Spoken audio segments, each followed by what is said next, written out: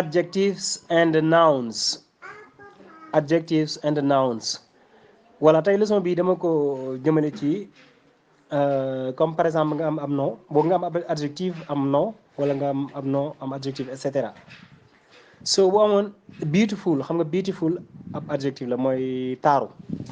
Beautiful mooy rafet dal xam nga. Beauty mooy ab taar. So beauty mooy ab taar. Ok. Health wala health mooy wér-gu-yaram quoi am noo la moom am noo mooy santé quoi. Ok. Healthy wala healthy mooy wér maanaam wér. Wealth wala wealth mooy alal. Wealthy mooy am alal. Ok. So kon benn bu ne dama indi adjectif bi indi am nom donc indi ko ci phrase yi parce que lii aussi c'est important. So examples. Aminata is beautiful mooy Aminata dafa taaru dafa rafet.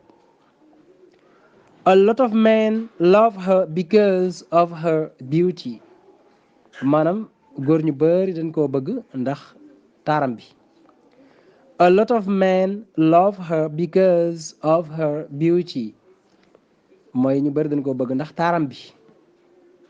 Ok phrase bi boo ko bëggoon a def tournure boo xam ne adjectif lay doon da nga naan a lot of men love her because she is beautiful.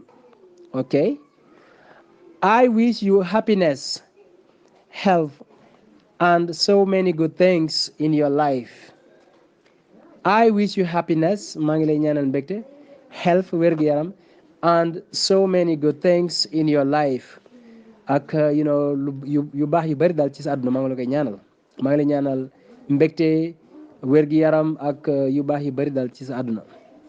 Ok kon health foofu mu exemple bi. I thank God a lot because I am rich and healthy. mooy maa ngi sant yàlla bu baax parce que am na alal te wér na. I thank God a lot because I am rich and wealthy. Late Njuga Kebe had great wealth. mooy ndem si yàlla Njuga Kebe donc dafa bari woon alal daal dafa amoon alal ju bëree bëri. Late mooy ndem si yàlla mooy feu en français feu Njuga Kebe.